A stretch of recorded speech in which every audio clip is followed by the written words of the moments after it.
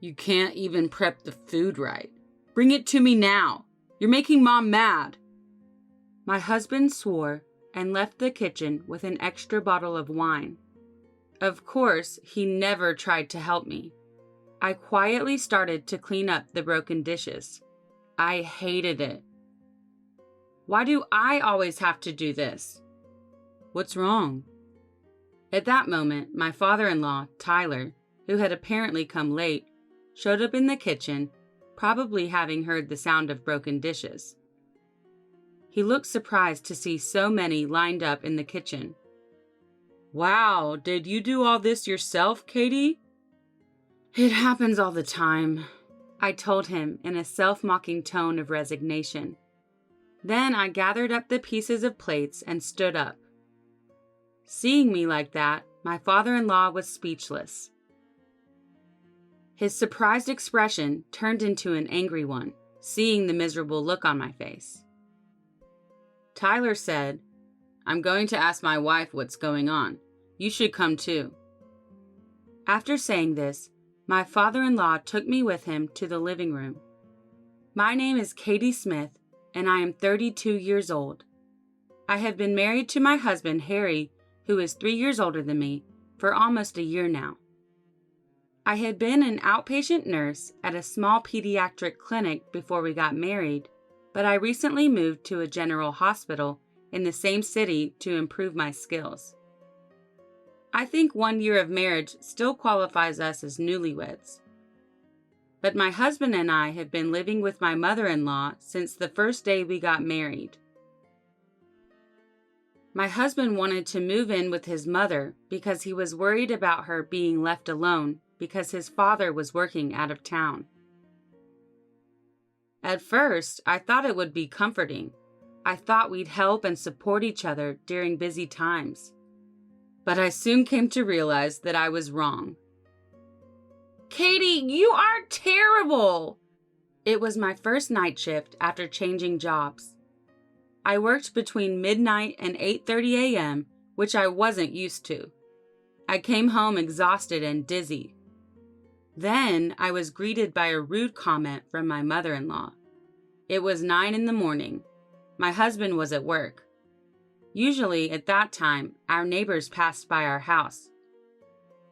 Whether or not she realized this, she cornered me and shouted in a loud voice, easily heard from outside. Miley said, "You didn't even make me breakfast!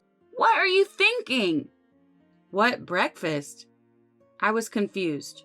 I had prepared breakfast for them last night before going to work, so I assumed my husband ate all of it. When I pointed this out, she still didn't stop. I rubbed my sleepy eyes and decided to make breakfast again for her. Miley said, "You're inflexible and exhausting." I finished making her breakfast, and she didn't even say thank you. Instead, she said, "It's too salty." She took one bite and complained, but I was sleepy and foggy-headed, so I tried to ignore her complaints and left the room to go to bed as soon as possible, but she stopped me. "Hey, Katie, where are you going? You still have dishes to clean up." "I'm sorry, Miley. I just finished my shift. Could you please wash them?" "Huh? What are you talking about? Cleaning up is a part of cooking, isn't it? I left the cleaning and laundry for you to do. So if you're gonna take a break, can you take care of those things first?" "Well, it'll have to wait until I get some rest." "What do you mean? You're Harry's wife, right? And you don't have a child to keep you busy, so..." Okay. She apparently wasn't gonna let me rest. I hoisted myself up and did the chores my mother-in-law ordered me to do. She has recently been saying, "When you have a child, leave the housework to me," which is a not-so-subtle hint for me to hurry and have a child. My husband is an only child, so she's even more focused on me giving her grandchildren. Miley said, "I heard that my friend's daughter-in-law and son conceived on their honeymoon. Also, another friend's daughter-in-law is already a mother of 3. I'm so jealous. I can't wait to meet my grandchildren. I actually do want to have a baby as soon as possible. At least I wouldn't have to worry about Miley hounding me. But I don't have a baby yet. This past year, I've been taking care of my body, taking supplements, and I even visited a shrine that is blessed with the power of fertility. I've tried everything, but I still can't get pregnant. When I finally finished my work, I turned to my mother-in-law to tell her that I was going to take a break. But before I could open my mouth, she smiled and said, "Thank you for your hard work, but it's almost lunchtime. Pasta is fine for me." I finally was able to go to bed at noon. "Hey, honey, about the fertility treatment. The doctor at the clinic said they want us to see the doctor together to make a treatment plan.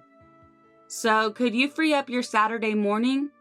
One rare evening when our schedules didn't overlap, I told my husband about what happened at the fertility clinic. It was just my first visit, so I only had to submit my basal body temperature chart, have blood drawn, and undergo a light medical interview. My husband said, "What? What's that? I've never heard of that before." "You told me to go to the hospital since I was worried about not being able to have children." "I did say that, but why do I have to go?" I understood his doubts. Although obstetrics and gynecology is a different field, in the beginning, I also had assumed that fertility treatment was something just for women. That's why I went to the clinic alone for my first visit. But then the doctor in charge told me that cooperation of both the husband and wife is essential in the treatment. The doctor explained to me that in order to conceive, the normal reproductive function of the husband is important as well as the wife's eggs. They check the amount and concentration of semen, motility rate, sperm morphology, and other parameters. By doing so, abnormalities such as azoospermia can be detected. Depending on the results, the subsequent treatment plan may be affected. In other words, the husband's semen test is also quite important for fertility treatment. I want you to know the treatment plan too. Why don't you do that alone? It's none of my business. That's not true. It's about you and me, isn't it? Every time I see Miley, she asks me why we don't have children yet. Don't speak ill of my mother. It's your fault because you're infertile. Get it fixed. I need your cooperation to do that. Besides checking fallopian tubes and follicles, a sperm analysis is essential for fertility testing. I'm healthy and there's no problem. We have a good marriage and I have plenty of sperm. There's no need for a semen test. Then prove it to me. Well, how would you like it if your colleagues saw you in a place like that? Are you trying to humiliate me? Anyway, I'm definitely not going. Did I ask him in the wrong way? My husband seemed to be offended, and as if to say, I'm done talking about this, he pulled the covers over his head and began to snore loudly. I looked down at him and sighed deeply. It's not uncommon for nurses to work night shifts. The schedules are different depending on the institution, but my new employer basically has a 3-shift system. In addition to the day shift, there are 4 or 5 late night shifts a month, and about 8 night shifts a month if you include the semi-night shift. But the problem wasn't my irregular work schedule. It's the constant orders my mother-in-law gives me when I'm at home. Nurses are supposed to have the benefit of being exempt from day shifts after night shifts, but since I had to take care of the house, I practically never had a day off. If I had known this is what it would be like, I never would have changed jobs. I'd been married to her son for about a year when my mother-in-law's criticism started getting worse and worse. It's hard to believe compared to how she is now, but when we first got married, she never pushed me or ordered me to do housework. I wonder if it was because I was having fertility issues. I had been dealing with this for a little over 6 months. I was healthy and kind of thick when we first got married, and then I became skin and bones. I looked sickly. but somehow my mother-in-law and husband didn't seem to notice. Maybe it was because we saw each other every day and it was hard to see the difference. One summer day, my husband happily came to me with an idea. We are going to celebrate my mother's 60th birthday this coming Sunday. She is very excited about inviting a lot of friends, so I need you to take care of the preparations. He then gave me a piece of paper. It had a list of names and contact info for the guests and a detailed menu all in Miley's handwriting. She wrote down the tableware and the brand of liquor she wanted. She even wrote the order she wanted the food to be served. I was surprised by the number of guests and the schedule. Of course, Tyler, my father-in-law's name, was on the list, but, surprised, I said, 10 people? This much food for only 10 people? And it's Sunday. It would be right after my late shift. My husband said, "My mother said that day was good for her. You'll be fine. You're always up till past noon anyway.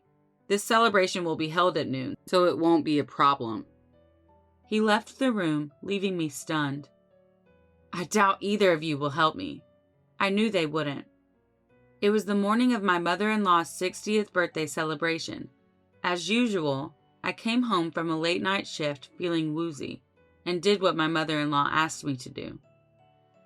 I had done the laundry and cleaning last night, which is good, but my husband ate some of the food that I had bought in advance, so I had to go shopping again. Thanks to him, before I could start cooking the main course, the guests started arriving at the house one after another. While my well-dressed mother-in-law showed the guests around, I hurriedly prepared drinks, some dishes, and glasses. While they were enjoying those, I tried to get the main course ready in time. I was already running out of time, but I kept working hard to get everything ready. But it wasn't easy to make up the time. "What are you doing, Katie? You're late!" my husband shouted, probably at the request of his mom. Just as I was almost ready to finish the all-important main course, my husband stomped into the kitchen. His brow wrinkled when he saw the unfinished food. "You can't even prep the food right. Bring me the food now! You're making Mom mad!" My husband swore and left the kitchen with an extra bottle of wine. At that moment, some of the plates that had been stacked on top of each other collapsed and fell off the kitchen table, shattering into pieces. I was terrified because they were my mother-in-law's favorite plates. My husband's face was calm. "That's your fault. You shouldn't have stacked them up like that." That was all Harry said. Then he left the kitchen. Of course, he didn't even try to help me. I crouched down on the floor and silently began to clean up the broken dishes. I hated it. Why do I always have to be the one to do everything? "What's wrong?" I heard a gentle voice. I turned around, surprised to see Tyler, my father-in-law, standing at the kitchen door with a large package. Apparently, he had heard the sound of broken dishes. "Are you hurt?" His genuine concern made me want to cry.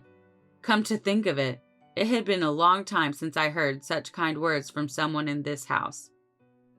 After all, I had not seen Tyler since New Year's Day.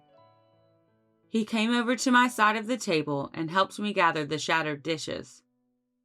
Then he looked in amazement at all the food and dishes laid out in the kitchen. "Wow, did you do all this yourself, Katie?" He looked around to see if someone else had been helping me prep for the party. But nobody was there. I had no help. "It happens all the time," I told him in a self-mocking tone of resignation.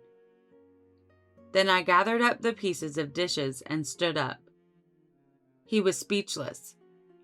I looked a lot different from the last time he saw me, clearly struggling.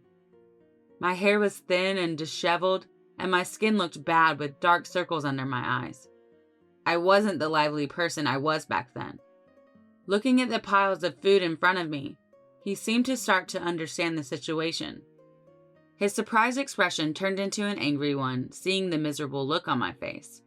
"I'm going to ask my wife what's going on. You should come too."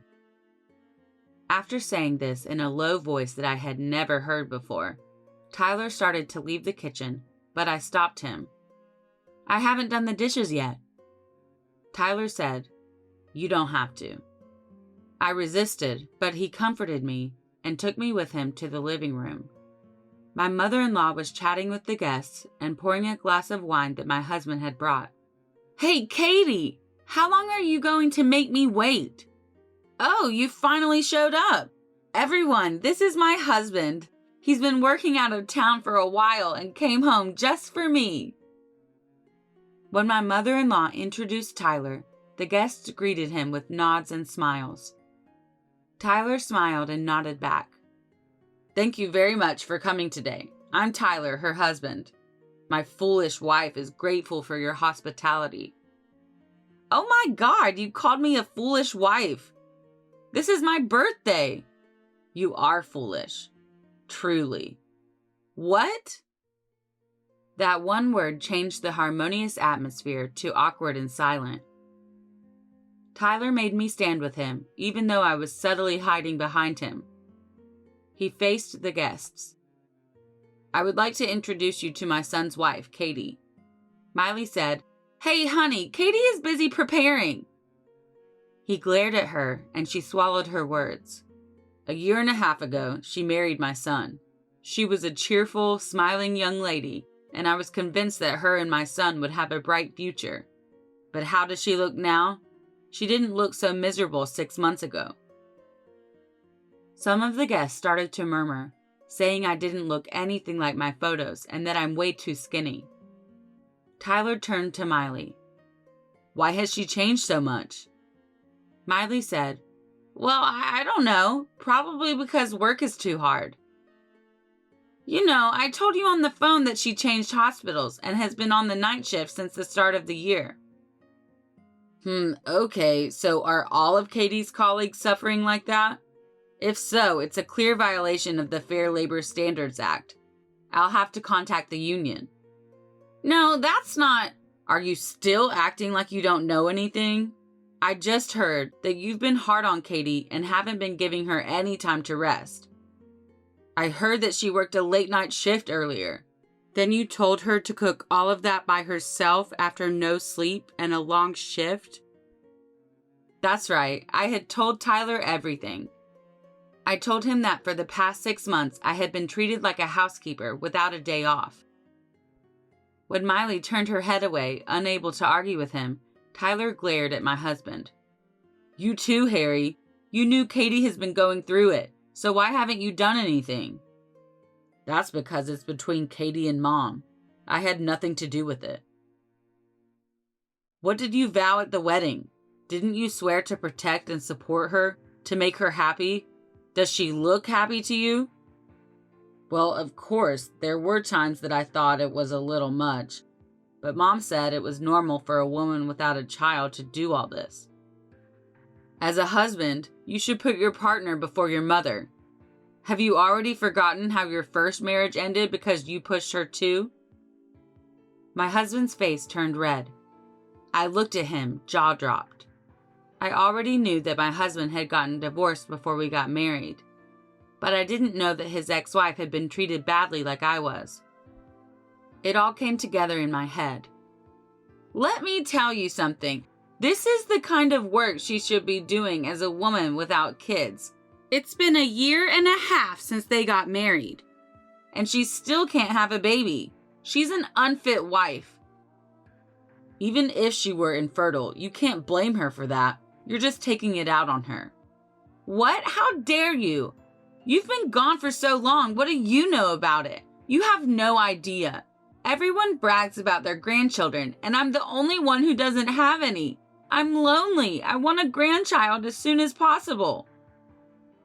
When Miley shouted this, she broke down in tears.